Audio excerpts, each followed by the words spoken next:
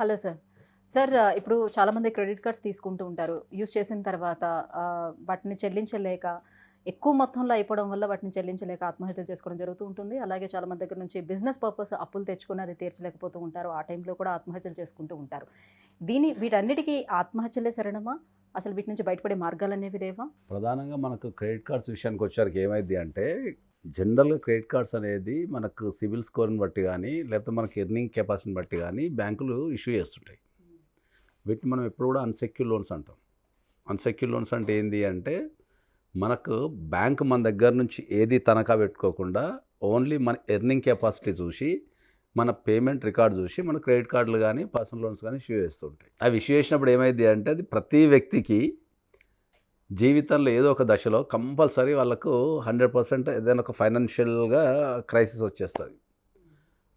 వాళ్ళ ఇంట్లో ఆరోగ్యాలు బాగాలేకపోవటం కావచ్చు, లేదా మనకేమన్నా ఇంట్లో పెళ్ళికి సంబంధించిన ఎక్స్‌పెన్సెస్ గానీ, లేకపోతే హౌస్ కట్టుకోవడం గానీ, లేకపోతే ఎడ్యుకేషన్ పర్పస్ కావచ్చు, బిజినెస్ చేసి లాస్ అయిపోయి ఉండొచ్చు. రకరకాల కారణాల ద్వారా ఏందంటే, జీవితంలో ఎప్పుడో ఒక దగ్గర, ఎప్పుడో ఒకప్పుడు కంపల్సరీ ఫైనాన్షియల్ డిస్టర్బెన్స్ అనేది ఏర్పడుతది ఎవరికైనా లైఫ్‌లో. హ్మ్. హ్మ్. దాన్ని వాళ్ళు ఎంత త్వరగా కోలుకుంటారనేది వాళ్ళకున్న కెపాసిటీని బట్టి, వాళ్ళ ప్లానింగ్‌ని బట్టి రకరకాల కారణాలుంటాయి మనకు. సో, ఎప్పుడైతే జనరల్‌గా ఏమైతదంటే మనకు ఈ మధ్య కాలంలో ఈ క్రెడిట్ కార్డ్ కట్టలేక ఆత్మహత్య చేసుకోవడం గానీ, లేదా ఇల్లు ఖాళీ చేసి వెళ్ళిపోవటం గానీ, ఇట్లాంటివన్నీ చేస్తుంటారు జనరల్‌గా. మనం అందరికీ ఏం చెప్తున్నాము అంటే ఏందంటే, ప్రతి వ్యక్తి జీవితంలో ఫైనాన్షియల్ క్రైసిస్ వచ్చినప్పుడు, క్రెడిట్ కార్డులు గానీ, పర్సనల్ లోన్ గానీ కట్టలేని పరిస్థితి వచ్చినప్పుడు, మనం కోర్ట్‌కెళ్ళి మనం ఇంజెక్షన్ ఆర్డర్ ఏసుకునే ప్రొవిజన్ ఉంది మనకు. హ్మ్. సో, మీరు కోర్ట్‌లో గనక ఈ క్రెడిట్ కార్డులు కట్టలేము, ఈ కారణాల వల్ల మాకు ఈ ఆర్థిక ఇబ్బందుల వల్ల నేను బిజినెస్ చేయటం గానీ, లేకపోతే మోసపోవటం గానీ, ఈ క్రెడిట్ కార్డులు ఎక్కువ మా మా దగ్గరకొచ్చే కేసులలో ఏందంటే ఎక్కువ క్రెడిట్ కార్డులు వీళ్ళు ఆన్‌లైన్ బిజినెస్, ఆన్‌లైన్ ట్రేడింగ్ చేసి లాస్ అవుతుంటారు ఎక్కువ. ఆన్‌లైన్ ట్రేడింగ్ గానీ, లేకపోతే ఫ్రెండ్స్‌కి ఇచ్చి మోసపోవటం గానీ, సరే బిజినెస్‌లో ఏందంటే మనకొక 50 డేస్ బ్రీతింగ్ పీరియడ్ వస్తది అని చెప్పి వాటిని వాడటం గానీ చేస్తుంటారు. అది ఓవర్ అయిపోయిన తర్వాత ఎక్కడో దగ్గర ఒక ఫైనాన్షియల్ మిస్‌మేనేజ్‌మెంట్ జరిగి వాళ్ళు డెఫినెట్‌లీ ఆ ఫైనాన్షియల్ క్రైసిస్‌కి వెళ్ళిపోతారు. హ్మ్. సో, మనం అందరికీ స్ట్రాంగ్‌గా చెప్పేది ఏంది అంటే, ఏ కారణం చేతనైనా సరే మీరు క్రెడిట్ కార్డులు కట్టలేకపోతే, లేకపోతే మీరు ఈ హరాస్మెంట్ ఎవరైతే ఉన్నారో ఈ క్రెడిట్ కార్డులు కట్టనప్పుడు ఏమైతదంటే, బ్యాంక్ వాళ్ళు థర్డ్ పార్టీని పంపిస్తారు మన దగ్గరికి. మనం వాళ్ళని రికవరీ ఏజెంట్స్ అని చెప్తాం. సో, ఈ రికవరీ ఏజెంట్స్ అనేది బ్యాంక్ వాళ్ళ చేత నియమించబడ్డ వాళ్ళే తప్ప బ్యాంక్ వాళ్ళు కాదు. సో, ఈ రికవరీ ఏజెంట్స్‌కి ఏంది అంటే వీళ్ళకి ఒక టార్గెట్ ఉంటది. సో, వీళ్ళకి ఇంత వసూలు చేస్తే ఇంత కమిషన్ అని ఉంటది. So, irrespective of the situation ఏం చేస్తుంటారంటే వీళ్ళు ఈ క్రెడిట్ కార్డులు ఎవరైతే కట్టరో వాళ్ళ ఇంటికొచ్చి కూర్చోవడం గానీ, తర్వాత వాళ్ళ చుట్టాల ఇంటికెళ్ళి కూర్చోవడం గానీ, లేకపోతే పక్కింటి వాళ్ళని ఇబ్బంది పెట్టడం గానీ, పండగున్నా, పబ్బం ఉన్నా, ఇంట్లో ఎవరైనా చనిపోయినా, ఆరోగ్యం బాగాలేకపోయినా వాళ్ళు అట్నే వచ్చి కంటిన్యూయస్‌గా హరాస్మెంట్ చేసి ఆ మనీ గుంజుకోవడానికి ట్రై చేస్తుంటారు. సో, అలా వచ్చేటప్పుడు మనం ఏమన్నా వాళ్ళ మీద కేస్ ఫైల్ చేసుకోవడానికి అవకాశం ఉంటుందా? డెఫినెట్‌లీ అదే చెప్తున్నానండి. మీరు సివిల్ కోర్ట్‌కెళ్ళి మీరు ఇంజంక్షన్ ఆర్డర్ గనుక ఫైల్ చేసేసుకొని, అక్కడి నుంచి మీరు ఇంజంక్షన్ తెచ్చుకోగలిగితే ఇంక వాళ్ళు రావడం అనేది మీ దగ్గర ఉండదు. హ్మ్. హ్మ్. సో, క్రెడిట్ కార్డులనేది కట్టకపోతే ఏమవుతది అనేది ఒక క్వెషన్, జనరల్‌గా చాలా మందికి ఒక క్వెషన్ ఉంటది. క్రెడిట్ కార్డులు కట్టకపోతే ఏమైతది అంటే ప్రధానంగా సిబిల్ అనేది మనకు ఖరాబ్ అయితది. సిబిల్ స్కోర్ సిబిల్ పోతుంది. స్కోర్ ఖరాబ్ అయినప్పుడు ఏందంటే మనకు ఫ్యూచర్‌లో లోన్‌లొచ్చే అవకాశం ఉండదు. హుహు. ఈ క్రెడిట్ కార్డులకు సంబంధించి అంతా యూత్ అంటే ఒక 30 బిలో ఉన్న వ్యక్తులే క్రెడిట్ కార్డ్స్ అనేది ఎక్కువ యూజ్ చేస్తుంటారు. ప్లస్ వీళ్ళు మాత్రమే ఈ ఫైనాన్షియల్ క్రైసిస్‌లో అయిపోయి క్రెడిట్ కార్డులు కట్టకపోతే మీకొచ్చే ప్రాబ్లమ్ ఏముంటదంటే సిబిల్ అనేది ఖరాబ్ అయితది. At the age sir of CIBIL score పెరగటానికి కూడా క్రెడిట్ కార్డ్స్ యూజ్ చేస్తేనే ఎక్కువగా పెరిగేదానికి ఛాన్స్ ఉంటదని కూడా చెప్తాయి బ్యాంకులన్నీ. Yes. Definitely. Credit card CIBIL పెరగటానికి గూడా, లోన్‌లు రావడానికి గూడా ఏందంటే, మీరు క్రెడిట్ కార్డ్‌లు తీసుకున్న తర్వాత పర్సనల్ లోన్స్ గానీ, క్రెడిట్ కార్డ్స్ గానీ, ఎనీ కన్స్యూమర్ లోన్స్ గానీ తీసుకున్న తర్వాత వాటిని ఎంత పర్ఫెక్ట్ కడితే అంత సిబిల్ పెరుగుతూ ఉంటది. సో, ఎంత సిబిల్ మంచిగుంటే మళ్ళా వాళ్ళంతా మీకు లోన్స్ అనేటివి మళ్ళా ఆఫర్ చేస్తూ ఉంటారు. ఇచ్చే అవకాశం ఉంటది. సో, బీయింగ్ ఏ పర్సన్ నేనేం చెప్తుంటా అంటే, క్రెడిట్ కార్డులనేటియి జనరల్‌గా కట్టడానికి ట్రై చేయండి. హ్మ్. ఏదన్నా కట్టలేని పరిస్థితి ఉండి, ఎందుకంటే చాలామంది క్రెడిట్ కార్డుల దగ్గరకొచ్చాక వాళ్ళు చేసే ప్రధాన తప్పేందంటే, ఒక రూ. 1,00,000 క్రెడిట్ కార్డ్ వాడతారు. నెక్స్ట్ మంత్ కడదాంలే వచ్చేస్తాయి కదా! ఒక రూ. 1,00,000 అని చెప్పేసి వాడతారు. వాడిన తర్వాత ఏం చేస్తారంటే, ఆ నెక్స్ట్ మంత్‌కి ఈళ్ళు కట్టలేరు. మళ్ళీ ఏదో ఖర్చో, ఇంకోటో వస్తది. లేకపోతే రావాలనుకున్న పైసలేమో రావు. ఏదో వచ్చేసి కట్టలేరు. కట్టనప్పుడు ఏం చేస్తారు? ఆ క్రెడిట్ కార్డ్ కడతానికి ఏం చేస్తారంటే ఇంకో క్రెడిట్ కార్డ్కి ఇస్తారు, ఆ క్రెడిట్ కార్డ్కి దీన్ని కడతారు. సో వీళ్ళు ఈ క్రెడిట్ కార్డ్ని వాడుతూ దాన్ని వాడుతూ దీన్ని ఇందులోనే ఈ మిక్సప్ అని చేయటం వల్ల ఉన్న క్రెడిట్ కార్డులన్నీ మొత్తం డ్రై అయిపోయి మీకు సిబిల్ ఖరాబ్ కావటము, కట్టలేకపోవటము. చాలామందికి క్రెడిట్ కార్డ్స్కి ఉన్న మనకు అప్పు ఒక 15 నుంచి 20, 30, 40 లక్షలు ఉంటుంది. వీళ్ళ సంపాదన వచ్చేసి యావరేజ్గా 50 to 1,00,000-150 మధ్యలో ఉంటుంది. సో వీళ్ళ క్రెడిట్ కార్డ్ బిల్స్ ఏవైతే ఉంటాయో అవి మినిమం అంటే పేమెంట్ వాళ్ళ సంపాదన ఆధారంగా చేసుకునే క్రెడిట్ కార్డ్స్ ఆ లిమిట్ అనేది ఇవ్వడం జరుగుతుంది కదా వాళ్ళకి. డెఫినెట్లీ. కాకపోతే ఏ బ్యాంక్కి ఆ బ్యాంకే చూస్తుంది కదా, అన్ని బ్యాంకులు కలిపి ఒక దగ్గర చూడవు కదా. ఇప్పుడు ఎస్బీఐ ఉందనుకో, ఎస్బీఐ దృష్టిలో వాడు 1.5 సంపాదిస్తున్నాడు కాబట్టి నేను ఇవ్వచ్చు అనుకుంటుంది. అదే ఎస్ బ్యాంక్ వెళ్ళారనుకో, ఎస్ బ్యాంక్ కూడా 1.5 చూసే ఇస్తాడు కదా. సో అది కలెక్టివ్గా చూడరు, ఇండివిజువల్గా చూస్తారు కాబట్టి దాన్ని చూసి ఇచ్చేస్తారు. కాబట్టి అందరికీ చాలా స్ట్రాంగ్గా చెప్పేది ఏంటంటే, మీరు ఏ కారణం చేతనైనా సరే క్రెడిట్ కార్డ్స్ కట్టకపోతే, కట్టే స్తోమత లేకపోతే మీరు కోర్టులో కనుక ఇంజంక్షన్ ఆర్డర్ వేసుకొని మీరు కోర్టు నుంచి ఒక 2 to 3 years మనం టైం గెయిన్ చేసే అవకాశం ఉంటుంది.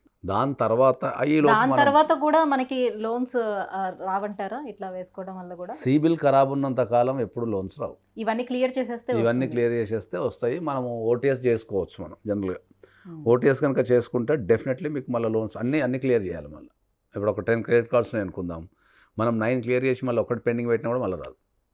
సో అవుట్ ఆఫ్ ద 10కి 10 మనం క్లోజ్ చేస్తేనే మనకు క్రెడిట్ కార్డ్స్ వచ్చే అవకాశం ఉంటుంది. నాట్ ఓన్లీ క్రెడిట్ కార్డ్స్, ఇప్పుడు ఎవరు ఏ వ్యాపారం చేయాలన్నా, ఎంత పెద్ద బిజినెస్ మ్యాన్లు ఇటీవల కాలంలో ఎవరు ఏ వ్యాపారం చేయాలన్నా, ఇల్లు కట్టుకోవాలని దేనికైనా లోన్స్ అనేది తీసుకుంటున్నారు కదా. ఆ లోన్స్ కట్టలేని పరిస్థితుల్లో కూడా ఎలా ఉంటుంది? మనం ప్రధానంగా బ్యాంకింగ్ సెక్టార్ నుంచి, బ్యాంకింగ్లో మనకు బ్యాంకింగ్ ఒకటి ఉంటుంది, నాన్ బ్యాంకింగ్ అని ఒకటి ఉంటుంది. నాన్ బ్యాంకింగ్ అంటే ఏంటంటే జనరల్గా ప్రైవేట్ ఫైనాన్స్కి సంబంధించినన్నింటిని మనం నాన్ బ్యాంకింగ్ అంటాం. నాన్ బ్యాంకింగ్ అంటే ఏంది, మనకు ఇప్పుడు శ్రీరామ్ ఫైనాన్స్ కావచ్చు, చోళమండలం ఫైనాన్స్ కావచ్చు, తర్వాత నేవీ ఫైనాన్స్ అని ఇట్లా రకరకాల కంపెనీస్ ఉంటాయి.